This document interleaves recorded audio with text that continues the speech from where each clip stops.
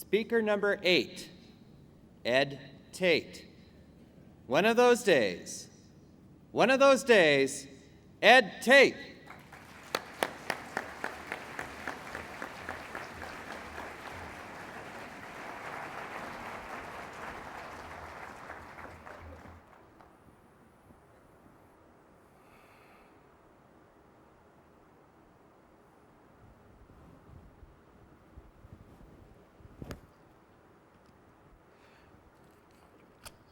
There you go, Mr. Tate. Next time, drive a little slower. Speaking of slow, have you ever wondered why it takes a police officer so long to write a ticket? Completely eliminating all that time that you have made up. I said to myself, it's going to be one of those days. But I did the math, and there was still time for me to make the noon flight to Phoenix, Arizona. All I had to do was park my car, go through security, and off to the gate. As luck would have it, I found the parking spot right away. But when I made it to security, there were lines as far as the eye could see. For the first time in aviation history, United had decided to enforce the 2-bag limit. I did the math. There was no way I was going to make my noon flight. It's going to be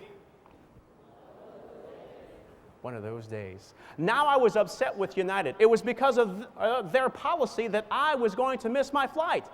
At least that was going to be my story. I looked on the departure board. There was a 2 o'clock flight to Phoenix. If I made that flight, I could still make my meeting. I said to myself, I'm a frequent flyer with United. I've paid tens of thousands of dollars with this airlines. They had better figure out a way to get me on that plane. Otherwise, I'm going to give them a piece of my mind. I made it over to customer service. In front of me, there was a couple, a tall young man and his girlfriend. The conversation between the tall young man and the customer service agent went something like this. What do you mean there's no room for us on the 2 o'clock flight to Phoenix? It's because of United Airlines I missed our connection in the first place. I'm a frequent flyer. I've spent tens of thousands of dollars on this airlines. You had better figure out a way to get us on that plane. The customer service agent said, sir, the next flight where I can get both of you on the flight is at 6 o'clock. He said, do the math, lady. The wedding is at 5. Then he committed the unpardonable sin. He called her the B word. And the silence was deafening.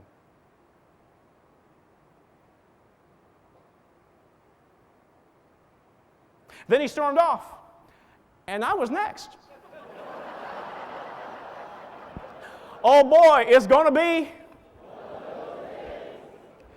I made eye contact with the customer service agent, and all of a sudden it occurred to me that she was trying to do the best that she could. She was trying to provide for her family just like me. I was no better than her. I made eye contact with her and I said, ma'am, take your time. I'm in no hurry. Not anymore. She said, sir, what can I do for you today? I says, ma'am, I couldn't help but overhear that the next flight to Phoenix is booked. If you could put me on any flight to Phoenix today, that would be fine. Her fingers danced across the keyboard, and she presented me with a ticket on the 2 o'clock flight to Phoenix.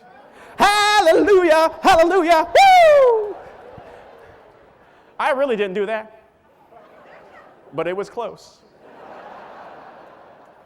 I said, ma'am, thank you very much. And don't let it be one of those days. I had some time to kill, so I decided to go over to the food court. And who in line is ahead of me? The tall, angry young man and his girlfriend. I said to myself, boy, I hope they get his order right. I also thought to myself, someone ought to say something to that guy. Someone ought to give them a piece of their mind. Someone ought to do that. Then I heard this voice, and it said, Ed, if not you. Then who? I hate when this happens. I started to walk towards him. By the way, did I mention that he was tall? 6'4", about 220. Folks, don't let the video screens fool you. I am not a big man.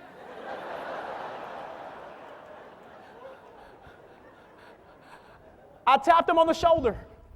I said, "Excuse me, sir, I know it's none of my business, but if it's true what you say and you are a frequent flyer, then you know two things.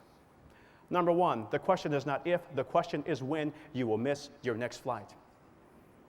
And number two, that customer service agent, she's not a pilot. She had nothing to do with you missing your connection. The next time this happens, and it will happen again, I want you to be nice."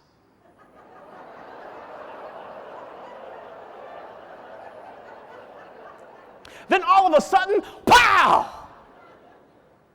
His girlfriend hit him in the arm and said, "Yeah, be nice." Now, some of y'all thought I got hit, didn't you? He walked away in stunned silence, rubbing his arm.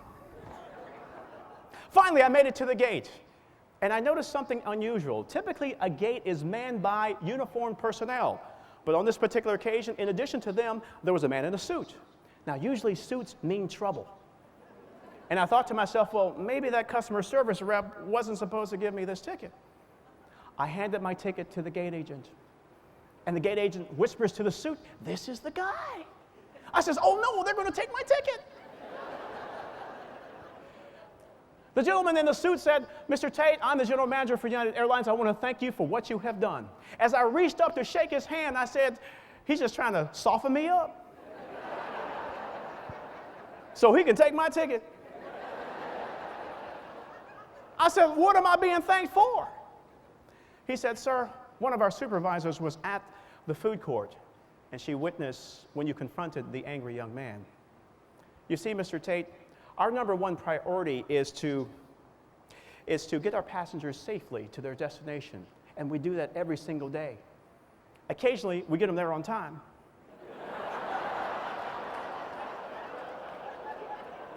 Seldom, if ever, does anyone stand up for us, and I just want to thank you, sir.